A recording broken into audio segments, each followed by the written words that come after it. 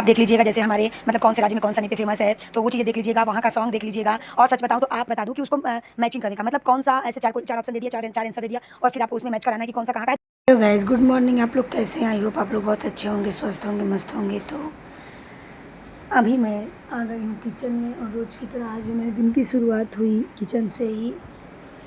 बस यही, हम हाउस वाइफ के जीवन में सबसे बड़ा काम यही होता है कि हमें शुरुआत भी किचन से ही करनी होती है और अंत भी किचन से ही करना होता है। तो बस यही हमारे जीवन की सबसे बड़ी सच्चाई है, कोई माने या ना माने। तो बस आप लोग कैसे हैं? आप लोगों की भी आई होप स्टडी बहुत अच्छी चल रही होगी। और मैं यही बोलूँगी कि बस अपने हाउसवाइफ होने के फ़र्ज़ को निभाते हुए जो लोग अपनी स्टडी कर रहे हैं उनको अपना मंजिल मिले, सफलता मिले, वो हर संभव उस चीज़ को पाएँ जो उन्होंने पाने की चाह रखी हो। और अभी हस्बैंड चले गए और मैं जा रही हूँ बाबू को छोड़ने के लिए और मेरा सब कुछ नहाना-धोना सब कुछ हो चुका है। तो अब मैं चल रही हूँ बाबू को छोड़ने के लिए। पहले इसको छोड़ूँगी, फिर उसके बाद, क्योंकि बाबू, छोटा वाला बाबू अभी नहीं जा रहा है, उसकी बहुत तबीयत ख़राब है, उसको मुझे हॉस्पिटल भी लेके जाना है। तो पहले मैं इसको छोड़ के आऊँगी, फिर जाऊँगी उसको हॉस्पिटल लेके। और हॉस्पिटल में भी बहुत ज़्यादा समय लगने वाला है, बहुत जल्दी समय टाइम यानी नंबर आता नहीं है, वहाँ बहुत टाइम लगता है। तो सबसे पहले मैं अपनी स्कूटी निकाल लूँ, उसके बाद ही मैं बाबू को छोड़ूँगी। और नहीं तो बाबू के स्कूल के टाइम इतना ज़्यादा जाम लग जाता है, बसें आती हैं और बहुत ज़्यादा जाम लग जाता है, ऐसे उसका टाइम भी निकल जाता है। तो मैं सोचती हूँ कि पहले उसको छोड़ लूँ, उसके बाद जो भी अपना काम करना हो वो करूँ। तो बस आज का मेरा जो टारगेट मैंने लिया है उसे मैंने लिया है संधि को, स्वर संधि फिनिश करने का। तो देखती हूँ स्वर संधि फिनिश हो पाता है कि नहीं, क्योंकि हॉस्पिटल जाना है तो वहाँ मुझे बहुत टाइम लग जाएगा। और फिर मैं स्टार्टिंग से मूल पढ़ना शुरू कर दी हूँ। उसकी पहले कथा के साथ मैं स्टार्ट कर रही हूँ अपना। तो मैंने पहले भी आप लोगों को बताया था कि मैं मेघदूत को पहले स्टार्ट करूँगी।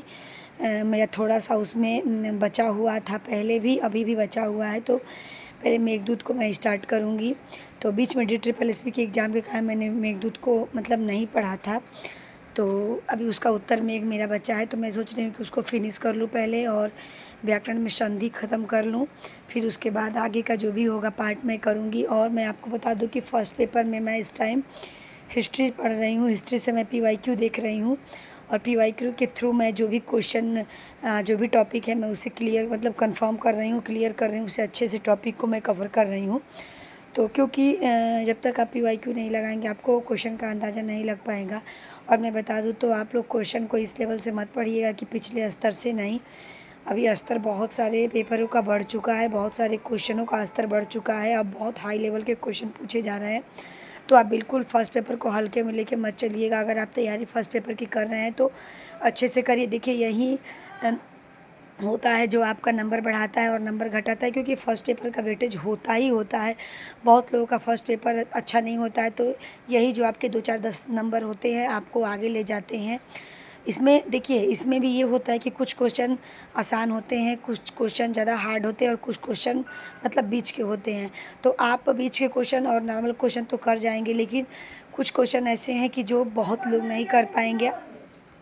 ये बता दूं कि वहीं से लोग छँटते भी हैं, क्योंकि DSSB में हम लोगों के साथ मतलब फर्स्ट पेपर में करेंट अफेयर पूछा था, बट करेंट अफेयर में ऐसा होता है कि वो कहाँ से हिस्ट्री कहाँ से पूछ देती है, आपको इसकी जानकारी बिल्कुल नहीं होती है। तो आप ऐसे तैयारी करिए कि आपका, देखिए आपने GIC का भी फॉर्म भरा होगा, LT का भी भरा होगा, तो उसके लिए आप इस तरीके से पढ़िए कि आपका GIC भी कवर हो, LT भी कवर हो। देखिए एग्ज़ाम कभी भी हो, बट आप करेंट अफेयर को अभी से स्टार्ट कर दीजिए पढ़ना।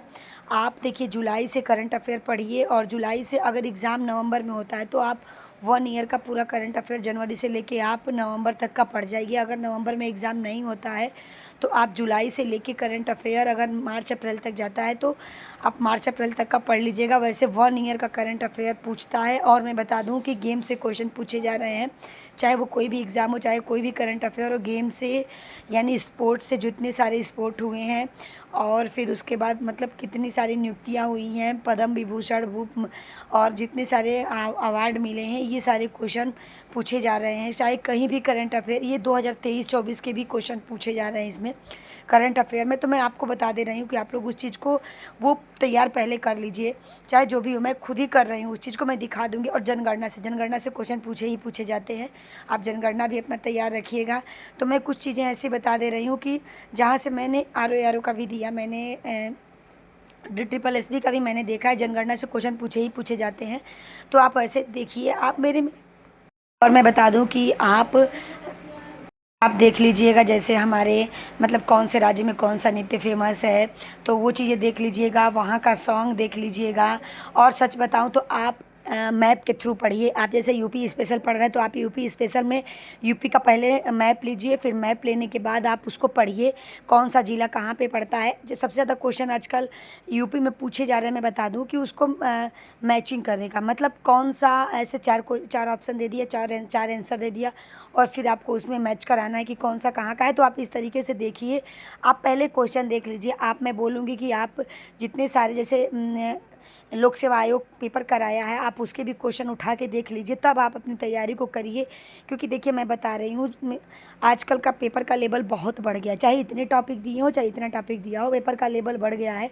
और मैं पहले भी बता चुकी हूँ, आज भी बता रही हूँ कि आप स्टडी फॉर सिविल सर्विस को फॉलो करिए। वो LTGIC की अच्छी तैयारी फर्स्ट पेपर के लिए कराएंगे।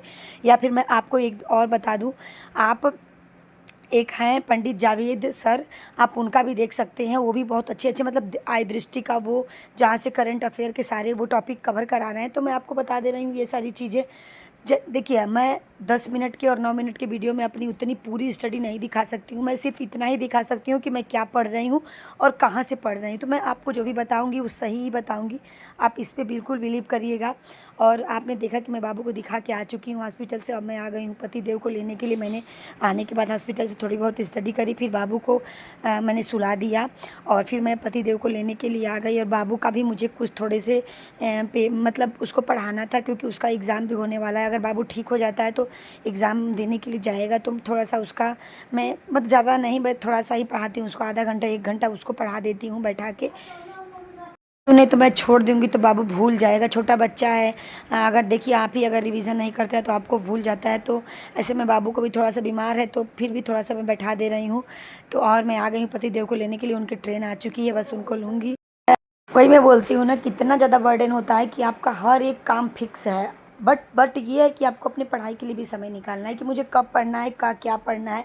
आप उसके थ्रू तैयारी बिल्कुल करते रहिए। नहीं तो देखिए, अब हम मेरे ऊपर इतनी सारी जिम्मेदारियाँ हैं, इतना सब कुछ देखना पड़ता है, लेकिन मैं क्या ही करूँ। अगर आपको स्टडी करना है तो करना है, मैं बिल्कुल इसे ड्रॉप नहीं कर सकती हूँ। जब मैंने 90% सीढ़ियाँ पार कर ली है तो 10% के लिए मैं पीछे नहीं जा सकती हूँ। समय लगता है, समय के अनुसार सब हो जाता है। तो बस अभी पति देव आ चुके हैं, उनको मैंने ले लिया और उनको मैंने स्कूटी की चाबी पकड़ा दी कि अब यहाँ से आप चलिए। क्योंकि मैं आती हूँ बैठ के सुबह भी, उसके बाद जाती हूँ स्कूटी लेके मैं, और फिर मैं आती हूँ स्कूटी लेके, फिर ये यहाँ से जाते हैं तो ये स्कूटी लेके जाते हैं। तो ये मेरा रोज़ का है, ऐसा एक दिन ऐसा नहीं है कि मैंने कभी कभार ये कर दिया, नहीं, ये मेरा रोज़ का है। तो बस यही चीज़ें हैं कि मैं थोड़ा सा ये आप लोगों को दिखा देती हूँ कि जब मैं कर सकती हूँ तो आप भी कर सकते हैं। बिल्कुल, देखिए, कोई पहले से परफेक्ट नहीं होता है, उसे परफेक्ट बनना पड़ता है। और आपको बनने के लिए, परफेक्ट बनने के लिए आपको तपना पड़ता है। आप अपना समय दीजिए, तभी आप कुछ कर पाएंगे। देखिए, सच बताऊं तो मैं बता दूं कि नींद पूरी हो ना हो, लेकिन सपने पूरे होने चाहिए। आपने अब तक अपने नींद का जो भी आपने बलिदान दिया है, तो उसे आप सफल करिए और अपनी स्टडी करते रहिए।